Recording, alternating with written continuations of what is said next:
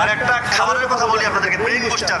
সবাই মনে রাখবেন, খুব জরুরি, রাতের বেলা 1 গ্লাস পানিতে 1 চামচ হলুদের গুঁড়ো, 1 চামচ মেথি আর 1 চামচ মধু। রাতেও মিশাতে পারেন মধুটা চাইলে সকালবেলা মিশাতে পারেন।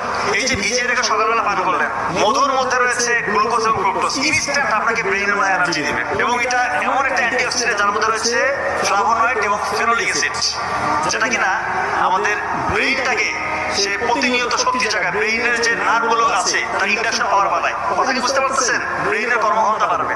হলুদের গুঁড়ো এটা একটা অ্যান্টি ইনফ্লামেটরি এজেন্ট, এটা আমার ব্রেইনটাকে সুরক্ষা দেয়, নিউরনগুলোকে সাপোর্ট দেয়, নিউরনকে ধ্বংসের হাত থেকে রক্ষা করে। এবং BDNF, brain drive neurotrophic factor, এইটা রয়েছে, এটা এক ধরনের প্রোটিন, এটা রয়েছে হলুদের গুঁড়োর মধ্যে।